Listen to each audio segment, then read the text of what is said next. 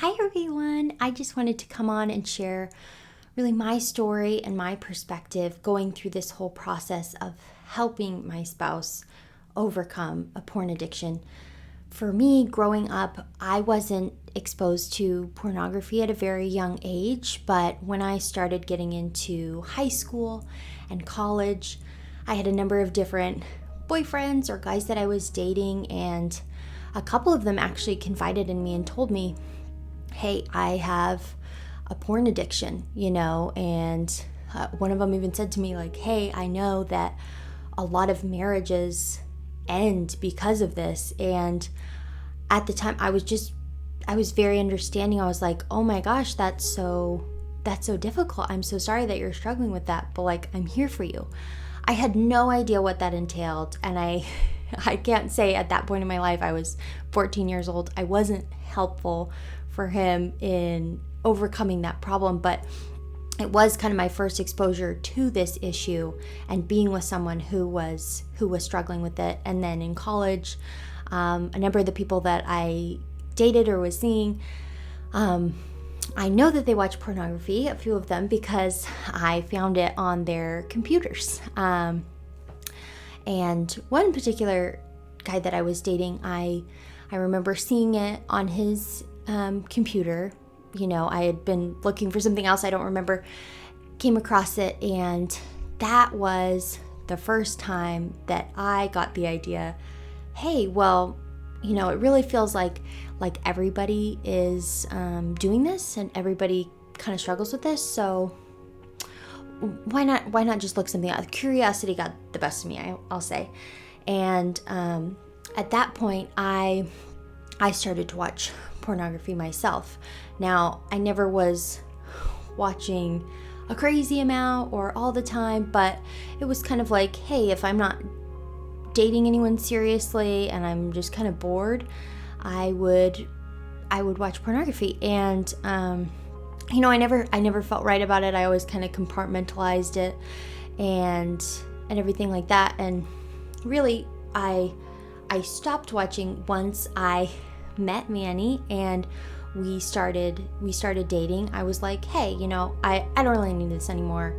That was just a little blip in my life, and I'm over it. I don't need it because we're in a serious relationship. So I kind of naively thought, hey, well, since I just gave it up really easily, he probably did too. So a lot of assumptions were made on my part of, hey, I know everybody kind of struggles with this, but we're in a serious relationship and now we're moving towards getting engaged and married, and so I think he's probably doing the same thing I am. Well, when it came down to our wedding night, we weren't able to have sex. Manny was, like he just shared in his story, not able to get things going. And I remember feeling very, very sad and very confused, and just really I did feel very disappointed because your wedding night, it's like something I had imagined since I was like a little kid, of just that will be so special, and I can't wait. And the next day we were able to talk things through, and he confided to me, hey, I have this really serious problem with porn. And from all my experience, having watched it myself, having dated people who I knew also struggled, logically I was so understanding. I get it. I totally understand. I get why that is an issue for you, and it becomes a habit, and you started when you were young, all of these things. Logically, I could completely understand where he was coming from, and I had nothing but like empathy for him. But the thing that reared its ugly head was just insecurity that I was feeling, of just like, wow, I feel not good enough, and I also just felt like I don't know really what to do, because I've encountered this with other people, but I've never really tried to help them through it. And so I would say my biggest mistake and regret in this whole process was when we were first married, I was not really open to him being very vulnerable with me. He came to me a couple times, when we were early married and sharing about how he was struggling, and I just wasn't ready. I didn't know what to do. I didn't know what to do to help him, and I was like, I got over it. Like, I don't understand why you can't just stop. I did not understand how deep the issue was, and I honestly, at that time, it felt more important for me that I just thought like outwardly and everything, our relationship is good, and this is messing with my plan. This is messing with my plan, and I don't like it. And so we kind of just swept it under the rug, really, for those first few years of being married, and it had so many ramifications of us not dealing with it early on. I know Manny shared some of this with you, but just the mood swings, the struggles, and our sex life too was just, I didn't want to bring it up. I was just hoping that it would go away. But in the back of my mind, I was always kind of wondering, like, am I being compared to a porn star right now? Would you rather be watching porn versus having sex with me? And because every time we were going to have sex, I felt like it was this performance on my part, and I felt like I need to perform, and it was so much pressure that I put on myself over those years that I really couldn't relax and just enjoy and be myself and be fully present. So it was not the most amazing sex life that we had those first few years, and it was all because, hey, I kind of shut that door to vulnerability and healing early on. And I'm not saying at all like, oh, I'm fully to blame, but it's just that as a partnership, we could have addressed this much earlier on, and we didn't. But COVID came around, and Manny opened the door again and said, hey, Becca, really, this is such a serious problem, and I need your help. And at that time, I was like, okay, I'm not going to mess this up. I want to be there for you. And, I tried my absolute best in every interaction with him during that time to be understanding. And I was grateful. I was excited that we were going to really do something to fix this issue together. But I also felt so sad. And it was just hard to let go of the thoughts of like these number of years where it just was like, you've been thinking about all these other people besides me, and that's been more important than prioritizing our relationship. And again, it was like, logically, I get it, I understand, but emotionally, I just felt so hurt and so betrayed. And so I just remember one night I was crying on the bathroom floor because I didn't want to show any emotion to Manny, because I was like, I want to be there for you. I want to support you in getting better. But I just broke down in the bathroom and I was crying, and I remember looking up, just Googling like what to do when your husband has a porn addiction. Where do you turn? And everything that I was finding was so negative. It was like, your husband's a dog, he's terrible, you should leave him.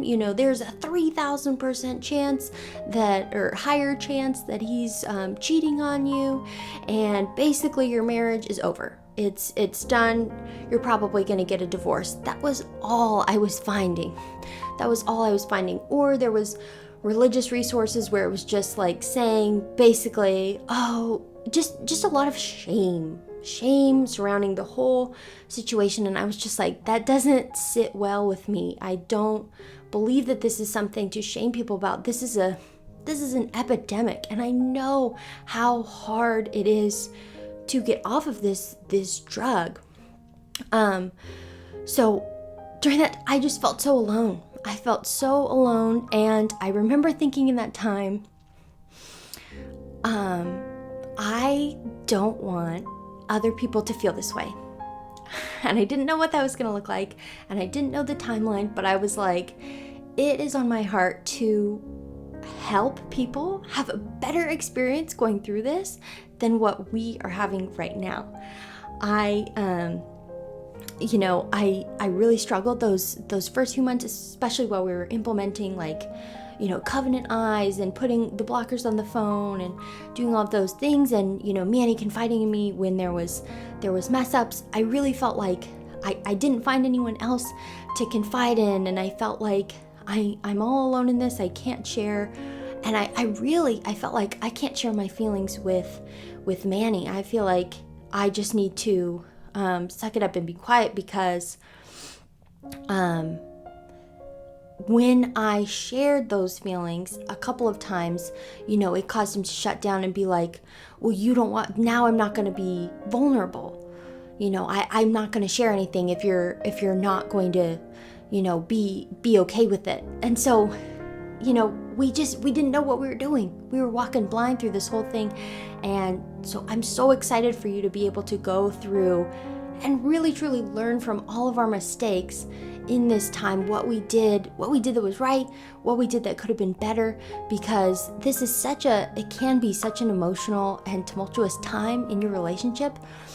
But, after we implemented those things, and then a lot of it got better, there was still some things that we had left out, and a lot of that was the emotional side of things, addressing things in Manny's past, like he discussed with the self-esteem issues. And there's so many different exercises that once he started reading these books and doing those things as well, it really brought about that 100% change and that commitment to really living a porn-free life and feeling that freedom versus the chains that I know he felt for years. So I've always had a passion for married couples. Even before we were married, my degree was in family and human development, and then I actually went on to do Tony Robbins' life coaching program before I ultimately decided to help Manny with real estate. And then I was the operations director at our family company for a number of years. But the opportunity just came up where we were both like, hey, this is on our hearts. We really, really want to help other married couples realize that, hey, you can turn this around. You can still have an amazing marriage, and you can grow stronger and closer together after dealing with this. Shame is not the answer. Your husband's not a dog just because he's been watching this. This is a global issue. This is huge, and we want you to fight this problem with us. So I'm so excited for you to go through the course, and I'll pop on in little pieces here and there. It's mainly going to be Manny doing the bulk of the teaching and the presenting, but I just want you to know, for all the ladies there who are watching, you're not alone. This can get better. I understand that there's a million things you could be feeling right now. I definitely felt a wide range of emotions, but it does get better, and we just want to be there for you. So thank you.